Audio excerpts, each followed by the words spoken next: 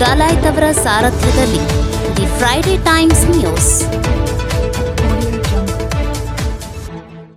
ರಾಜ್ಯಪಾಲರು ಸಿಎಂ ಅವರಿಗೆ ನೀಡಿದ ಪ್ರಾಸಿಕ್ಯೂಷನ್ ಆದೇಶವನ್ನು ಹಿಂಪಡೆಯುವಂತೆ ಗದಗ ಜಿಲ್ಲಾ ಕಾಂಗ್ರೆಸ್ ಸಮಿತಿಯಿಂದ ಪ್ರತಿಭಟನೆ.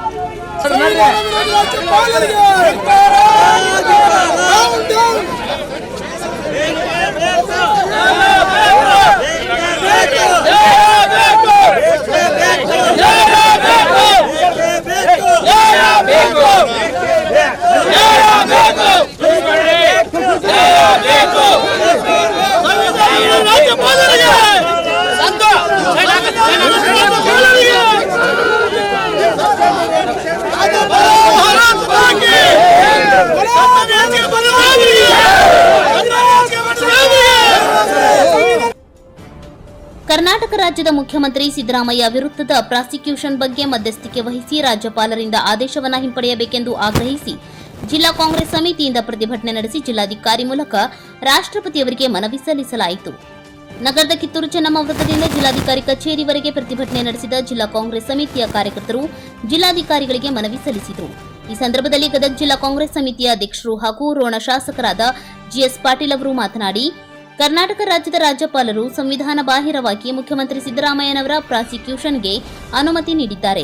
ಸ್ವತಂತ್ರ ದಿನಾಚರಣೆ ಮರುದಿನ ಕೈಗೊಂಡಿರುವ ಈ ಕ್ರಮವು ಕೇವಲ ಕರ್ನಾಟಕದ ಚುನಾಯಿತ ಸರ್ಕಾರದ ಮೇಲೆ ನೇರ ದಾಳಿಯಾಗಿರದೆ ರಾಜ್ಯದ ಜನತೆಯ ಜನಾದೇಶ ಪಡೆದಿರುವ ಸರ್ಕಾರವನ್ನು ಅಸ್ಥಿರಗೊಳಿಸುವ ಲೆಕ್ಕಾಚಾರದ ಷಡ್ಯಂತ್ರವಾಗಿದೆ. ರಾಜ್ಯಪಾಲರ ಈ ನಿರ್ಧಾರವು ಕೇಂದ್ರ ಸರ್ಕಾರದ ರಾಜಕೀಯ ಹಿತಾಸಕ್ತಿಗಳಿಂದ ಪ್ರಭಾವಿತವಾಗಿದೆ ಎಂಬುದು ಸ್ಪಷ್ಟವಾಗಿದೆ. ಬಿಜೆಪಿ ಮತ್ತು ಜೆಡಿಎಸ್ ಸೇರಿದಂತೆ ಅದರ ಮಿತ್ರ ಪಕ್ಷಗಳು ರಾಜ್ಯಪಾಲರ ಕಚೇರಿಯನ್ನ ದುರುಪಯೋಗಪಡಿಸಿಕೊಂಡಿದ್ದು ಜನರ ಕಲ್ಯಾಣಕ್ಕಾಗಿ ಸತತವಾಗಿ ಶ್ರಮಿಸಿದ ಸರ್ಕಾರವನ್ನ ಮುನ್ನಡೆಸುತ್ತಿರುವ ಮುಖ್ಯಮಂತ್ರಿ ವಿರುದ್ಧ ಸೇಡು ತೀರಿಸಿಕೊಳ್ಳಲು ಮುಂದಾಗಿದೆ ಎಂದು ಹೇಳಿದರು. ಕ್ಷುಲ್ಲಕ ದೂರುಗಳ ಆಧಾರದ ಮೇಲೆ ರಾಜ್ಯಪಾಲರು ಮುಖ್ಯಮಂತ್ರಿ ವಿರುದ್ಧ ಕ್ಷಿಪ್ರವಾಗಿ ಕ್ರಮ ಕೈಗೊಂಡಿದ್ದಾರೆ. ಆದರೆ ಮಾಜಿ ಮುಖ್ಯಮಂತ್ರಿ ಎಚ್.ಡಿ. ಕುಮಾರಸ್ವಾಮಿ, ಮುರುಗೇಶ್ ನಿರಾಣಿ, ಶಶಿಕಲಾ ಜೊಲ್ಲೆ ಸೇರಿದಂತೆ ಮುಂತಾದವರ ವಿರುದ್ಧ ಸಾಕಷ್ಟು ಸಾಕ್ಷ್ಯಾಧಾರಗಳು ಮತ್ತು ಲೋಕಾಯುಕ್ತರು ಪ್ರಾಸಿಕ್ಯೂಷನ್ಗೆ ಶಿಫಾರಸು ಮಾಡಿದ್ದರೂ ಸಹ ಅವರ ವಿರುದ್ಧ ಯಾವುದೇ ಕ್ರಮ ಕೈಗೊಂಡಿಲ್ಲ ಎಂದು ಜೆಎಸ್ ಪಾಟೀಲ್ ಆರೋಪಿಸಿದ ಅವರು, ಗೌರವಾನ್ವಿತ ರಾಷ್ಟ್ರಪತಿಗಳು ಕೂಡಲೇ ಮುಖ್ಯಮಂತ್ರಿ ಸಿದ್ದರಾಮಯ್ಯನವರ ವಿರುದ್ಧ ಪ್ರಾಸಿಕ್ಯೂಷನ್ ಮಂಜೂರಾತಿಯನ್ನು ಹಿಂಪಡೆಯಲು ರಾಜ್ಯಪಾಲರಿಗೆ ನಿರ್ದೇಶನ ನೀಡಬೇಕೆಂದು ಹೇಳಿದರು. ಜಿಲ್ಲಾ ಉಸ್ತುವಾರಿ ಸಚಿವ ಡಾ ಎಚ್.ಕೆ. ಪಾಟೀಲ್ ಅವರು ಮಾತನಾಡಿ, ಬಡವರ ಪರ ಕಾಂಗ್ರೆಸ್ ನಿಂತಿರುವುದನ್ನು ಸಹಿಸದ ಕೇಂದ್ರ ಸರ್ಕಾರ ಮತ್ತು ರಾಜ್ಯಪಾಲರು ಷಡ್ಯಂತ್ರ ನಡೆಸಿ ಸರ್ಕಾರವನ್ನು ಅಭದ್ರಗೊಳಿಸುವ ಪ್ರಯತ್ನ ನಡೆಸಿದ್ದಾರೆ. ರಾಜ್ಯಪಾಲರಿಂದ ಪ್ರಾಸಿಕ್ಯೂಷನ್ ನೀಡುವಂತೆ ಮಾಡಿರುವುದು ಕಾನೂನು ಬಾಹಿರವಾಗಿದೆ. ಆಡಳಿತ ಪಕ್ಷದ 136 ಶಾಸಕರು, ಕಾರ್ಯಕರ್ತರು, ಹೈಕಮಾಂಡ್ ಹಾಗೂ ರಾಜ್ಯದ ಜನತೆಯ ಬೆಂಬಲದೊಂದಿಗೆ ರಾಜಕೀಯ ಹಾಗೂ ಕಾನೂನಾತ್ಮಕವಾಗಿ ಹೋರಾಟ ಮುಂದುವರೆಯಲಿದೆ ಎಂದು ಹೇಳಿದರು. ಈ ಸಂದರ್ಭದಲ್ಲಿ ಮಾಜಿ ಶಾಸಕ ಜಿಎಸ್ ಗಡ್ಡದೇವರಮಠ್, ಟಿ ಈಶ್ವರ್, ವಾಸಣ್ಣ ಕುರುಡಗಿ, ಸುಜಾತಾ ದೊಡ್ಮನಿ, ಯುವ ಮುಖಂಡ ಕೃಷ್ಣಗೌಡ ಪಾಟೀಲ್, ಬಿಬಿ ಅಸೂಟಿ, ಜಿಲ್ಲಾ ಕಾಂಗ್ರೆಸ್ ಸಮಿತಿಯ ಪದಾಧಿಕಾರಿ ಹಾಗೂ ಕಾರ್ಯಕರ್ತರು ಸೇರಿದಂತೆ ಮುಂತಾದವರು ಉಪಸ್ಥಿತರಿದ್ದರು. ಸನ್ಮಾನ್ಯ ಜನಪ್ರಿಯ ಮುಖ್ಯಮಂತ್ರಿಗಳಾದ ಸಿದ್ದರಾಮಯ್ಯನವರ ವಿರುದ್ಧ ಕೇಂದ್ರ ಸರ್ಕಾರ, ರಾಜ್ಯಪಾಲರು, ಸಿದ್ದರಾಮಯ್ಯನವರ ಏಳಿಗೆಯನ್ನು ಸಹಿಸಿದ ಹಲವು ಕೇಂದ್ರ ಮಂತ್ರಿಗಳು ಹಾಗೂ ಬಡವರ ಕಾರ್ಯಕ್ರಮಗಳ ವಿರೋಧಿಗಳು,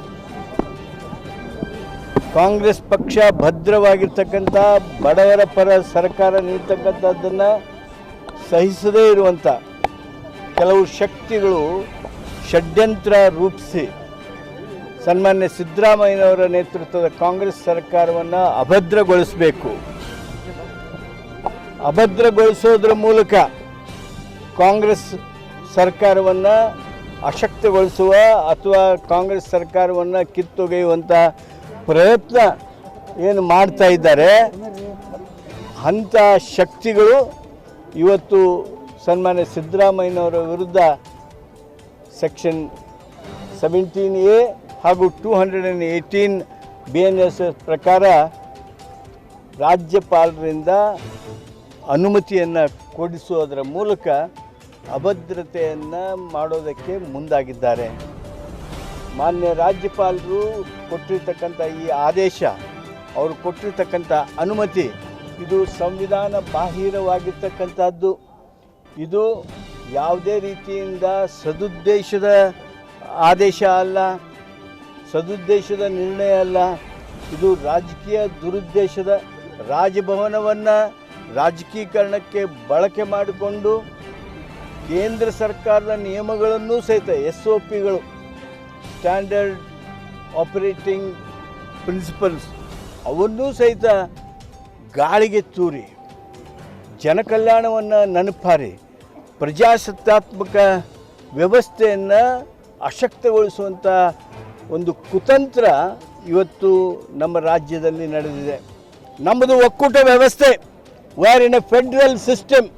ಈ ಒಕ್ಕೂಟ ವ್ಯವಸ್ಥೆಯನ್ನು ಅಶಕ್ತಗೊಳಿಸುವ ಮೂಲಕ ರಾಜ್ಯದಲ್ಲಿ ಒಂದು ರೀತಿಯ ಅರಾಜಕತೆಯನ್ನು ಹುಟ್ಟಿಸುವಂಥ ಏನು ಪ್ರಯತ್ನ ಮಾಡ್ತಾ ಇದ್ದಾರೆ, ಆ ಪ್ರಯತ್ನದ ವಿರುದ್ಧ ನಮ್ಮ ಪ್ರತಿಭಟನೆ.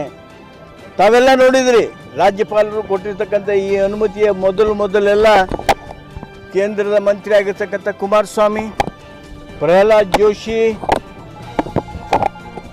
ಕರಂದ್ಲಾಜೆ, ಶೋಭಾ ಕರಂದ್ಲಾಜೆ ಇವರೆಲ್ಲ ಏನು ಹೇಳ್ತಿದ್ರು, ಇನ್ನು 10 ದಿವಸ ತಡೀರಿ, ಇನ್ನು 10 ದಿವಸ ತಡೀರಿ, ಈ ಅನುಮತಿ ಕೊಡ್ತಾರೆ, ಯಾಕೆ ರಾಜ್ಯಪಾಲರು ಅನುಮತಿ ಕೊಡ್ತಾರೆ ಅಂತ ಭವಿಷ್ಯ ಹೇಳ್ತಾರೆ. ಅವರು ಹೇಗೆ ಹೇಳಿದರು? ಈ ರೀತಿಯಾಗಿರ್ತಕ್ಕಂಥ ಷಡ್ಯಂತ್ರವನ್ನು ಕೇಂದ್ರ ಸರ್ಕಾರದ ಮಂತ್ರಿಗಳು ರೂಪಿಸಿದ್ದಾರೆ. ರಾಜ್ಯಪಾಲರು ಅವರ ಕೈಗೊಂಬೆಯಾಗಿ ಆಟ ಆಡ್ತಾ ಇದ್ದಾರೆ. ರಾಜ್ಯಪಾಲರು ಈ ಕೆಟ್ಟ ಶಕ್ತಿಗಳ, ಈ ಕುತಂತ್ರಗಳ ಕೈಗೊಂಬೆಯಾಗಿದ್ದಾರೆ. ಆದ್ದರಿಂದ ನಾವು ರಾಜ್ಯಪಾಲರ ಈ ನಡೆಯನ್ನು ಅತ್ಯಂತ ತೀವ್ರವಾಗಿ ಖಂಡನೆ ಮಾಡ್ತೀವಿ. ಜನರ ಆಕ್ರೋಶವನ್ನು ಗಮನಿಸ್ತಾ ಇದ್ದೀರಿ ರಾಜ್ಯಪಾಲರೇ.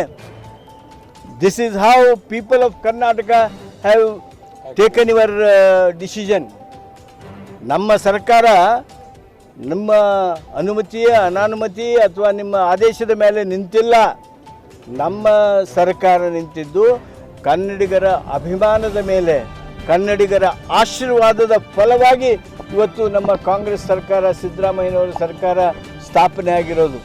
ಕನ್ನಡಿಗರ ಅಭಿಮಾನಕ್ಕೆ, ಕನ್ನಡಿಗರ ಆಶೀರ್ವಾದಕ್ಕೆ ಧಿಕ್ಕರಿಸುವ ನಿಮ್ಮ ನೀತಿ ಏನಿದೆ, ಈ ನಿಮ್ಮ ನೀತಿಯನ್ನು ನಾವು ತೀವ್ರವಾಗಿ ಖಂಡಿಸ್ತೀವಿ. ಸಂವಿಧಾನವನ್ನು ನೀವು ದುರುಪಯೋಗ ಮಾಡ್ಕೋತಾ ಇದ್ದೀರಿ, ರಾಜಭವನವನ್ನು ದುರುಪಯೋಗ ಮಾಡ್ಕೋತಾ ಇದ್ದೀರಿ. ನಿಮಗೆ ನಾವು ಮತ್ತೊಮ್ಮೆ ಎಚ್ಚರಿಕೆ ಕೊಡ್ತೀವಿ, ನಿಮ್ಮ ಅನುಮತಿಯನ್ನು ವಾಪಸ್ ಪಡೀರಿ. ಇಲ್ಲದೆ ಹೋದರೆ ಜನರ ಆಕ್ರೋಶವನ್ನು ನೀವು ಎದುರಿಸಬೇಕಾಗುತ್ತೆ.